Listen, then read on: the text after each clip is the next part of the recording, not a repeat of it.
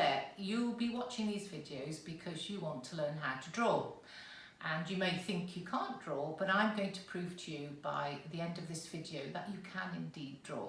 What you're probably struggling with is actually finding ways to see. You need to be able to see in a different way to be able to draw, and that's what I'm going to be teaching you over this series of videos. So first of all, you need some drawing materials. You don't need fancy pants stuff. All you need really is a pencil and a piece of paper, or a Bardo would do.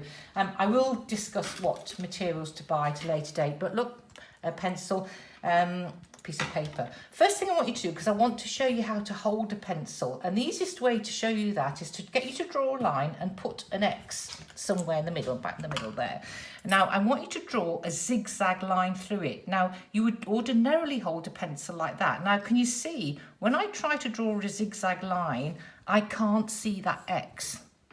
I need to see that X, and I'll explain in a minute. So I hold my pencil much further back, and I want you to now do a zigzag line, but all the time you're doing a zigzag line, you can see that cross. What that will show you is you have to hold your pencil far enough back, because you need to be able to see the whole area that you're drawing. So when you've done that, I want you to just do some very simple shapes. It's really important that you relax, which I know is quite difficult.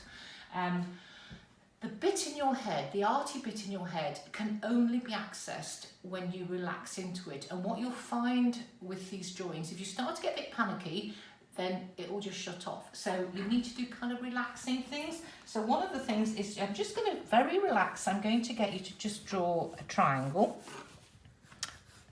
Now you'll notice I haven't got an eraser anywhere near me. I don't need it. And you will also notice, I'm going to get you to do a circle as well. And again, look, I'm keeping my fingers well back, and I'm doing lots and lots and lots of lines. Now, those lines are called pentimenti, and it's important you use pentimenti. Now let me show, this is a drawing from, I think it's Michelangelo or Da Vinci. Can you see all these little lines here? All those are wrong lines. Pentimenti means repentances. So you use your pentimenti to actually find the line that you want. Here's also another example. That's from a drawing from an old master's, and you can see all this pentimenti. So this is why we draw with pentimenti. So this is the way you draw, lots and lots and lots of lines, very relaxed. And if you draw lots and lots of lines, then you'll find the right line. What people tend to do is try and draw like that with a rubber, and they rub it out, then they just draw the line in the same, on top of each other. So you just need to keep nice and relaxed. Right, this is what I proved to you can draw. What I want you to do is take a piece of paper, and very boldly along the bottom, I want you to do your normal signature like that. Now you see how quickly I've done that, right? Then I want you to turn that round. Right, what I want you to do, this is when you're going to be tuning into your arty bit in your head. I want you to copy that, and I want you to try and see what's happening when you're copying it, and you're copying it that way. Right, so I've got a line which kind of goes like that, yeah, something like that, and it sweeps around like that. Look, I'm doing lots of pentimenti, I'm keeping it really fluid. Then there's a bit of a gap, and then it swings around like that. I won't do the whole thing because we'll be here all day, because it should be quite slow. I've rattled that off because it isn't a drawing. This is a drawing, so it should be quite slow. Then there's that comes around there. Make lots and lots of alterations. That's there. And then there's so on and so on. When you've done that, what I want you to do is to turn that around. If that looks anything like that, then you can draw, because you're using the processes in your head. Right, so what you're probably doing, what you'll have noticed that you're doing, you're not thinking, oh, that's an N, it's an O, it's an S. You're thinking, well, that's a line and it goes kind of that way, and then there's a little loop, and then there's a little squiggly bit, and then there's a straight bit. And those are all the things you should be saying constantly to yourself. The next exercise that I want you to do is I want you to take a piece of string, a piece of cord, a bootlace, whatever you've got, and I want you to just make it into a swirly pattern. This is when it's something like anything like that. And then I want you to, again, get a piece of paper, put your glasses on if you need to, like me. And I want you to just copy that. Again, I just want you to relax and you start wherever you want. I'm just going to start here.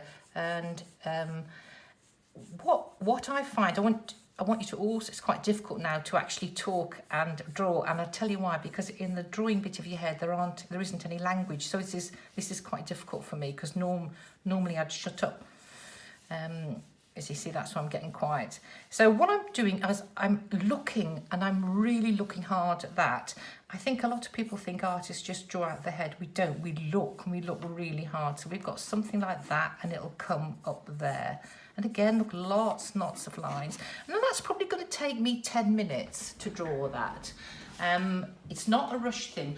But what I want you to also try and get into your head when you're drawing that is not only do you have those lines, but can you see you've got the shapes in between the lines. So you've got the shapes in between the lines. Look, there's like a little triangle there. There's a sort of a semicircular thing there. Those shapes in between the lines and the lines are what you need to be looking at to enable you to draw it. And then I'm going to leave it up to you. That's all I'm going to give you to do in this video, because I want to keep them quite short. And it's up to you how many times you do that. You will find if you do it a few times, it's going to get easier and easier. In the next video, I'm going to tell you a little bit about why you feel you can't draw and what you need to understand to get rid of some of the processes in your head.